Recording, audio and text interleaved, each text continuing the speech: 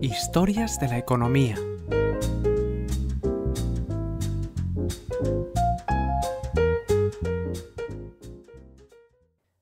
Episodio 105.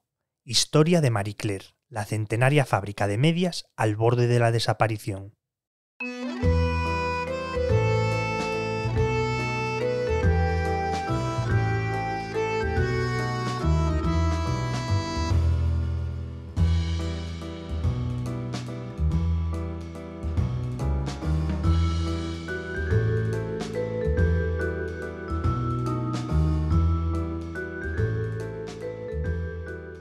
Tras una trayectoria legendaria que se extendió durante más de un siglo, la icónica empresa textil Marie Claire se encuentra al borde de la desaparición. La compañía de Villafranca del Cid, en Castellón, ha comunicado su intención de cerrar su planta y de solicitar el concurso de acreedores para proceder a la extinción de la compañía. La agonía del histórico fabricante de medias se ha prolongado desde hace años y de hecho era uno de los pocos productores del sector de la confección que había conseguido mantener su producción en la Comunidad Valenciana, tras el final de los aranceles a los productos de países donde la mano de obra y los costes de producción eran mucho más baratos. La pandemia, en la que el fabricante se intentó reconvertir como fabricante de mascarillas y batas sanitarias, fue solo el último golpe a la pérdida del que había sido su principal contrato para un gran distribuidor europeo y los daños ocasionados en su planta de Villafranca tras desplomarse parte del tejado por un temporal de nieve.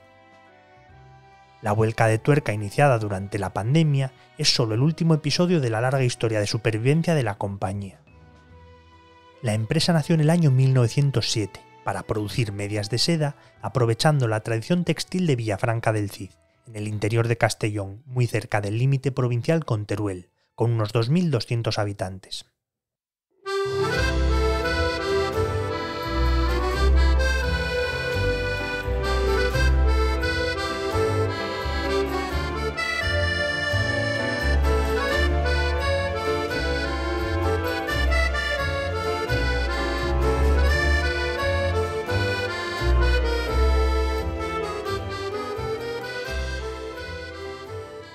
Marie Claire no se entendería sin la voluntad de Francisca Íñigo, fundadora de la compañía. Era la mujer de Celestino Aznar, un comerciante de mulas y yeguas que recorría el país dejándola sola en casa. Francisca, con mucho tiempo libre, aprovecha para coser. El hobby se convierte en negocio y con la referencia de su hermana, que tenía una factoría de mantas, lanza su propia empresa de fabricación y comercialización de medias. Estaba situada en la propia Villafranca del Cid, pero en realidad las vendía por toda España, aprovechando los viajes que hacía su marido. La empresa, que en aquel primer momento se llamó Lencería Eugenia de Montijo, como la emperatriz, contaba con una plantilla integrada por 4 hombres, 10 mujeres y 11 niños, entre los que se contaban los hijos de Francisca y Celestino, y destaca desde el primer momento por la calidad de sus productos y los precios competitivos que ofrecía. Francisca, una auténtica emprendedora, sabe aprovechar las ventajas que se le presentan entonces. Por un lado, como decíamos, estaban los viajes de su marido, un auténtico filón para comercializar sus pantis, y por otro, la cercanía con Cataluña, una región que estaba viviendo en ese comienzo de siglo una auténtica expansión del sector textil. Dos circunstancias que confluyen cuando Celestino, en uno de sus viajes a Barcelona, compra nuevas y modernas máquinas que le permitían producir medias de mayor calidad gracias al uso de la seda y de nuevos materiales como la seda sintética o el rayón. Para sufragar estas compras, que además obligan a la empresa a trasladarse a una nueva fábrica a las afueras del pueblo, cierran el negocio de los caballos, vendiendo todos los animales disponibles al ejército francés, que por aquel entonces estaba a punto de entrar en la Primera Guerra Mundial.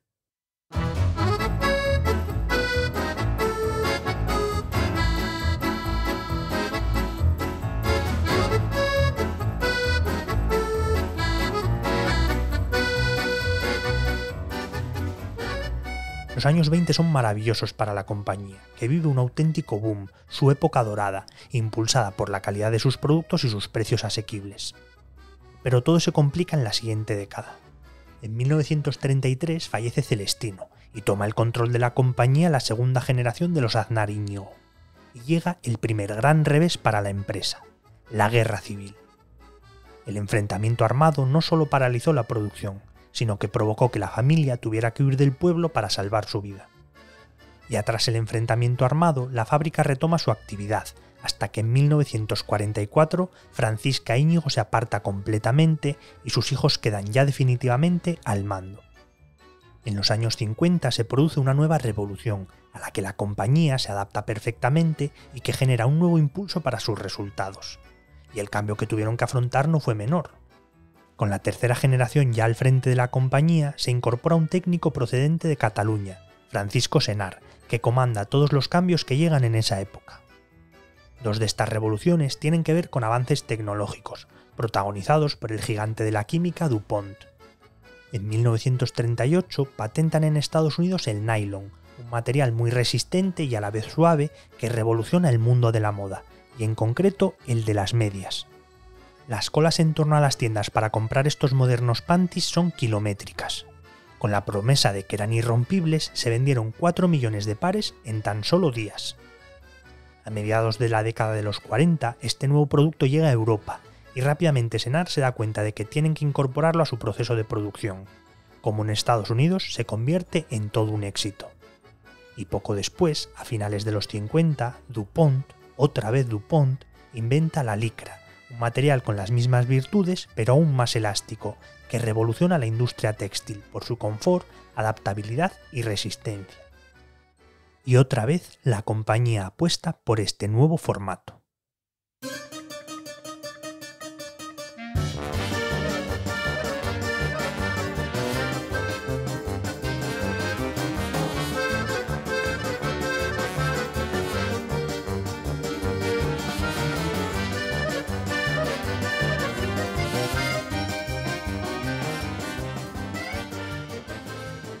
Pero el éxito de la empresa no llega solo por utilizar nuevos materiales, también destacan por su visión para cazar tendencias antes que nadie. Se adaptan a nuevas modas, como la minifalda, que exigían nuevos diseños de medias más visibles que antes. Y en esta misma línea cambia de nombre, dejando atrás el Eugenia de Montijo para convertirse en Marie Claire, denominación con la que ha llegado hasta nuestros días, que tenía una sonoridad más elegante y sofisticada.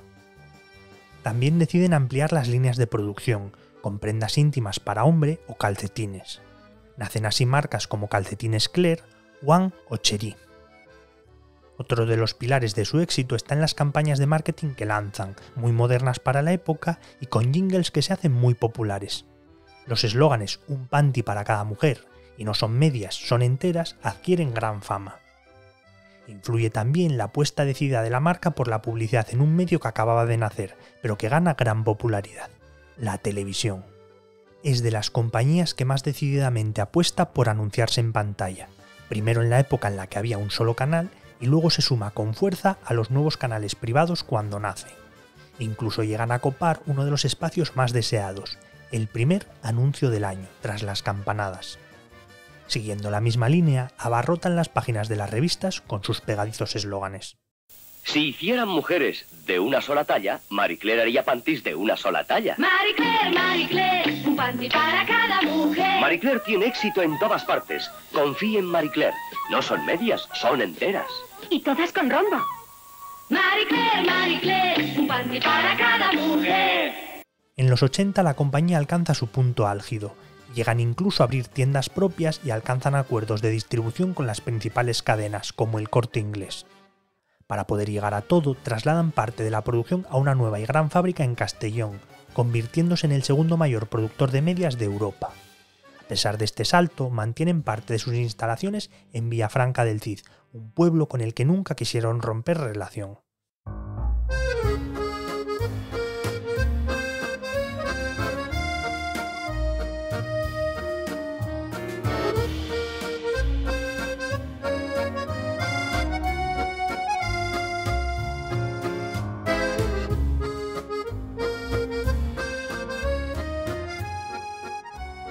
Una década en la que por primera vez la propiedad de la compañía cambia de manos. Son conscientes de que con la entrada en la Unión Europea van a necesitar fondos para poder luchar contra la creciente competencia que va a llegar. Así que deciden vender la compañía al conglomerado británico Hearthstone, que en esa época estaba adquiriendo empresas similares por toda Europa, aunque Celestino Aznar, nieto del fundador, se mantiene al frente de la misma. Solo unos años después, el grupo británico desinvirtió, dando entrada a varios fondos nacionales y la familia Aznar recuperó una parte. La jugada les permite seguir creciendo y expandirse, abriendo su primera sede internacional en Londres a mediados de los 90. Después llegarían las de Irlanda y Países Bajos. En su momento álgido, antes de la gran crisis económica de 2008, Marie Claire llega a facturar más de 80 millones de euros al año y a fabricar hasta 60 millones de medias, dando trabajo a más de 1000 personas, principalmente en Villafranca y Castellón. No dejaron de innovar y dieron el salto a nuevas líneas de producto, como la moda de baño, la lencería, los pijamas o los bañadores. Nada volvería a ser igual. Finalmente, en 2005, con la amenaza de las exportaciones asiáticas convertida en una realidad y todo el mundo deslocalizando su producto, se produjo un tira y afloja accionarial sobre el futuro de la compañía, en el que los propios directivos decidieron asumir el capital. La familia Aznar dejó el consejo de administración de forma definitiva. La crisis económica está a punto de llevar a la empresa a la lona. Sobreviven a duras penas gracias a las ayudas públicas de la Generalitat y la Diputación de Castellón. Reducen la producción, llevan a cabo un ERE, la plantilla disminuye.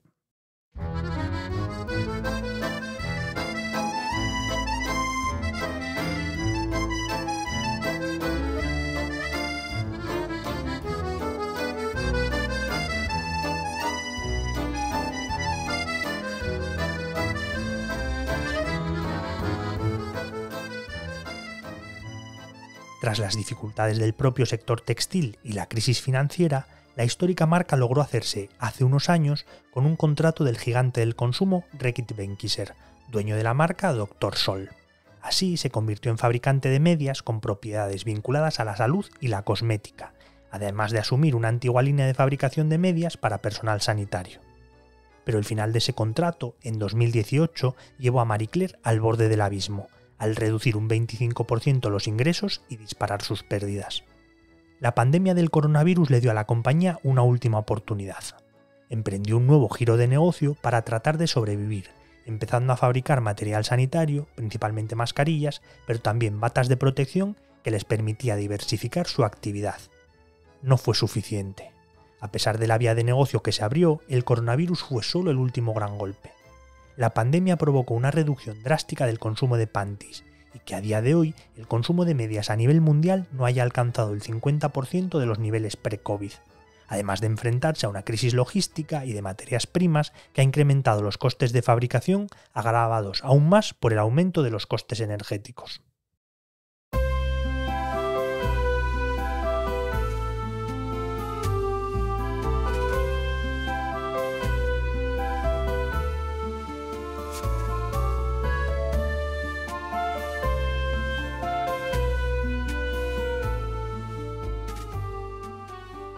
La agonía del histórico fabricante de medias se ha prolongado desde hace años y de hecho era uno de los pocos productores del sector de la confección que había conseguido mantener su producción en la Comunidad Valenciana, tras el final de los aranceles a los productos de países con bajos costes a principios de este siglo. En 2021 ejecutó un nuevo cambio de manos, tras ser adquirida por el grupo Vitutex, dedicado a la logística textil, en una operación que contó de nuevo con el aval del gobierno regional. En los últimos 2 años, la Generalitat Valenciana inyectó 21 millones de euros mediante varias líneas de financiación, siendo la única empresa que se benefició del fondo creado para rescatar compañías con problemas de viabilidad por los efectos de la pandemia. Ahora está al borde de la desaparición.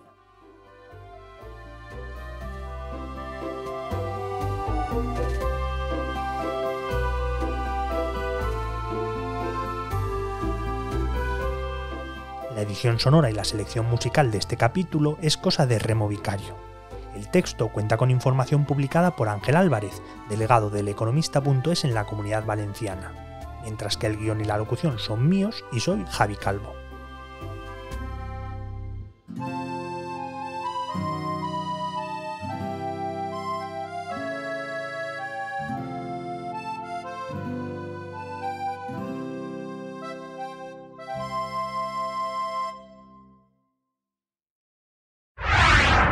El Economista Podcast.